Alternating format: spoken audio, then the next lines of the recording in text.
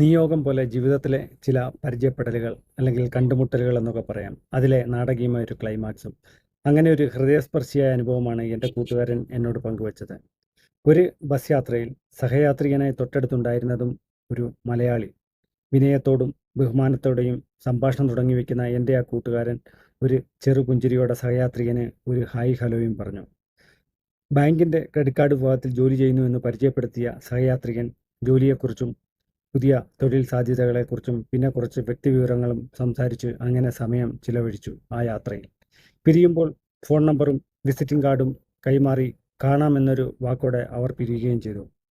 കുറേ മാസങ്ങൾക്ക് ശേഷം എൻ്റെ കൂട്ടുകാരൻ്റെ പണവും പ്രധാനപ്പെട്ട ഡോക്യുമെൻസും ഒക്കെയുള്ള പേഴ്സ് നഷ്ടപ്പെട്ടു.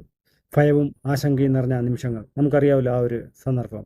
പക്ഷേ ഇവിടെ സംഭവിച്ചതോ ഒരത്ഭുതം. പേഴ്സിനുള്ളിൽ സൂക്ഷിച്ചിരുന്ന അന്നത്തെ ആ സഹയാത്രികൻ്റെ വിസിറ്റിംഗ് കാർഡിലെ നമ്പറിലേക്ക് പേഴ്സ് കിട്ടിയ ആൾ വിളിച്ചു. അങ്ങനെ ആ സഹയാത്രികൻ എൻ്റെ കൂട്ടുകാരനെ വിളിക്കുകയും, ചേട്ടാ എന്നെ ഓർമ്മയുണ്ടോ? നമ്മൾ ഒരിക്കൽ ബസ്സിൽ ഒരുമിച്ച് യാത്ര ചെയ്ത് സംസാരിച്ചൊക്കെ ഇരുന്നിട്ടുണ്ട്. ചേട്ടൻ്റെ പേഴ്സ് സുരക്ഷിതമായ ഒരാളുടെ കയ്യിൽ കിട്ടിയിട്ടുണ്ട് എന്ന ഒരു സന്തോഷ വർത്തമാനം പറയാനാണ് ഞാൻ വിളിച്ചത്. പിന്നീടെല്ലാം ശുഭമായി അവസാനിച്ചു. പേഴ്സും ഡോക്യുമെൻറ്റും എല്ലാം തിരിച്ചു കിട്ടി. എൻ്റെ കൂട്ടുകാരൻ സന്തോഷമായി. ഒരു യാത്ര മാത്രം നീണ്ട പരിചയം ജീവിതത്തിൽ വലിയ ആശ്വാസമായി മാറിയ ഒരു കുഞ്ഞു സൗഹൃദം. നമ്മൾ പരിചയപ്പെടുന്ന ചിലരെങ്കിലും ഒരിക്കൽ നമ്മുടെ ജീവിതത്തിൽ ഒരു അനുഗ്രഹവും ആശ്വാസവും ഒക്കെ ആയി മാറിയേക്കാം. ഒരു ചെറുചിരി, ഒരു ഹലോ ഹായ് ചിലപ്പോൾ അത്ഭുതങ്ങൾ തന്നെ നമ്മുടെ ജീവിതത്തിൽ സംഭവിപ്പിച്ചേക്കാം.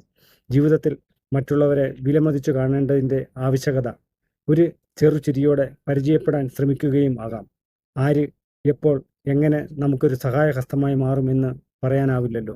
ഇന്ന് യാത്രയിൽ നിസ്വാർത്ഥമായി ഒരു നറുപുഞ്ചിരിയെങ്കിലും മറ്റുള്ളവർക്ക് സമ്മാനിക്കാം. അത് നാളെ ഒരുപക്ഷെ നമ്മുടെ ജീവിതത്തിൽ ഒരു പ്രകാശമായി തിരിച്ചു വന്നേക്കാം.